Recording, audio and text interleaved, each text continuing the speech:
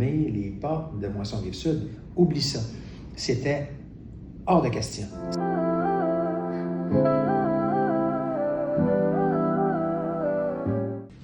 Salut, peux-tu nous raconter une histoire arrivée pendant la pandémie que peu de gens connaissent?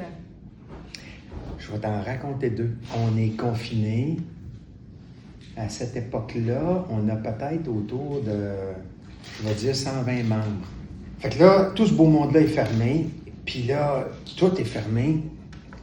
Et puis à un moment donné, à Longueuil, au métro Longueuil, le métro ne roule pas. Il n'y a pas personne qui prend le métro. Mais là, les itinérants, eux autres, ils se tiennent là. Ils sont au métro, dans le métro, pour être à la chaleur. C'est quand même l'hiver. Et Ghislain Vallière, qui était du service de police de l'agglomération de Longueuil, il m'appelle. Puis il me demande si on ne pourrait pas fournir des collations pour les itinérants au métro Longueuil, parce que personne n'a de solution rapide. Je pense que c'est Sofiane ou Mathieu qui sont allés livrer la première fois. À un moment donné, c'est moi qui va faire la livraison. 2-3 jours. Là, je vois bien que ça n'a aucun sens, ce qu'on leur apporte.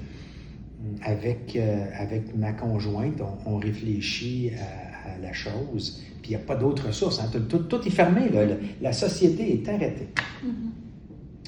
Ça fait qu'on s'est dit, tiens, on va faire des sandwichs. Ça fait qu'on prend des produits chez Moisson Rive-Sud. On faisait des sandwichs en quantité industrielle dans notre petit condo de 1200 décorés pour être capable de nourrir, de mémoire, là, peut-être une quarantaine d'itinérants qui venaient au métro Longueuil.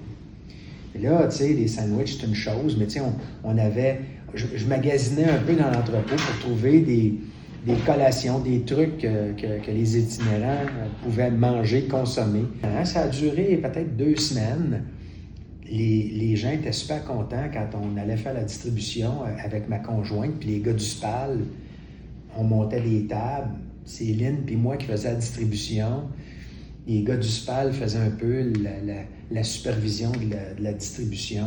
Si on ne faisait pas ça, ça aurait aggravé la situation. Puis à un moment donné, les choses se sont mises en place.